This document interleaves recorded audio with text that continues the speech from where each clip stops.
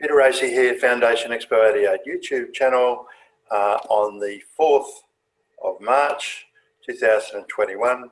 We are here on the second of the YouTubes today and we are talking about the European sector, although the paper that Lawrie Smith said about UK and the European precinct.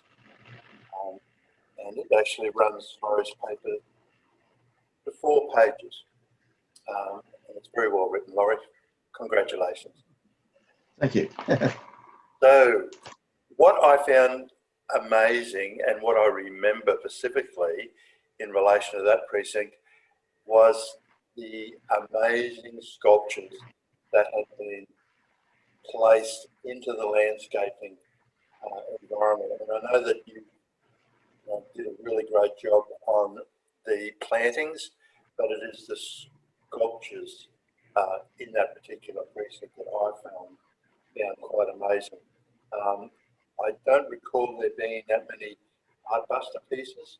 There's certainly one. There was the one out in the river near the helicopter landing area, which is quite close to there, which is behind me now. But it is the sculptures, and the one right behind your head, in recollection, was one of the more sculptures. Oh no! That one.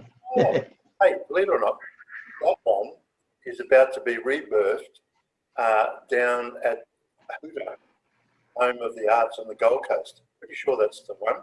We can't recall the fellow's name that did it, but that brand new major art precinct down the Gold Coast does feature, I'm fairly certain, that particular one that's right behind. Right, yeah, well, it was an interesting precinct, this one, because we had other precincts around the Expo site to create a feeling of that part of the world, the European areas. And of course, we had a number of nations there participating. We had, of course, the United Kingdom, Germany, France, Italy, Spain, European Community itself, and the Vatican as well, and a few others, Switzerland.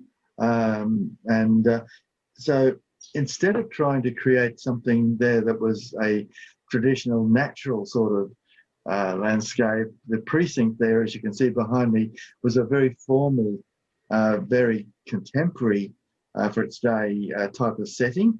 The floral displays there were all part of the living murals that we had throughout the site. So those colourful areas of bedding plants and that would change every 3 weeks or so, so that all times the place was very colourful and very appropriate for the season that we're going through.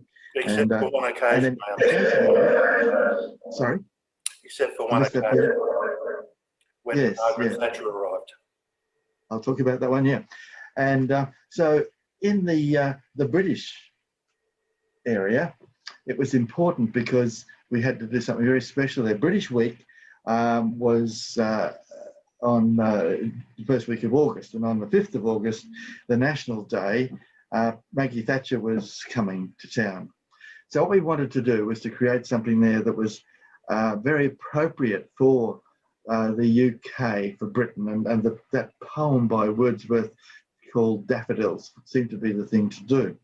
And so what I wanted to do there was to create a huge sea of daffodils there that would relate back to that there. And so everything was done. We had to do, it was quite amazing really, because daffodils don't like the climate of Brisbane. They're a temperate plant. So we had to go to a lot of trouble to get them put into freezers in Melbourne and experimented for the first couple of years before Expo to see when we could get them to flower on August the 5th. And that was very easy to do. We sort of managed to do that. And so that, although it took quite a lot of time, and then the plants were really very much part of the whole of the area. Unfortunately, because Maggie Thatcher was coming, the crowds wanted to see her, so they trampled all of the gardens around the British Pavilion into the ground, and so she never saw them. we had a huge task that night to redo the vegetation there and all of the flowers and so on. But you know, that's one of those little anecdotes that happen, and so it was the sort of thing that we tried to do everywhere around Expo site to create very special environments for the various national and region. I mean, the Vatican's another case in point there, that in that area there where the Vatican was, it was a sea of ferns and just green and white flowering plants and lilies and things, just to create that sort of environment that was appropriate for the Vatican Pavilion and so on. And yeah, so it was an amazing thing. The European precinct, as you said initially, had a lot of sculptures in it that were quite, you know, amazing pieces in their own right. And so that, together with the formal landscape and the vegetation, plants and so on, created something that you might sort of see a glimpse of London or something like that. Yeah, very interesting. Really a very interesting story. And I know that you've told, that's actually the story of Maggie Thatcher.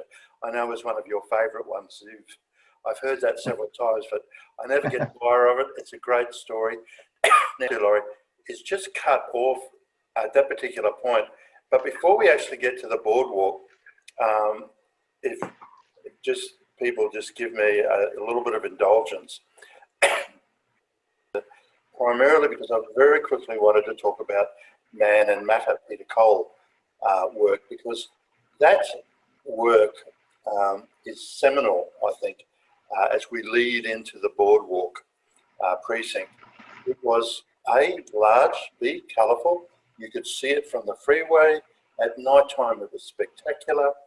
And I know that we don't have any photos of it, Lawrie, and that's fine. I'll edit in some without any worry. I think it was really such an important piece that it stood on its own rights, and it was just located there as a distinctive element as you approach the boardwalk. And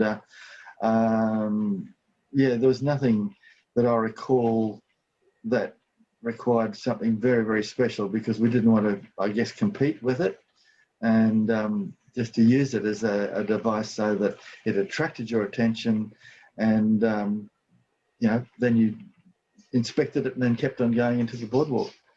It was an absolute stunning piece. There was no doubt about that. That's right. Yes, it really was. Right. So, Lawrie, just give me a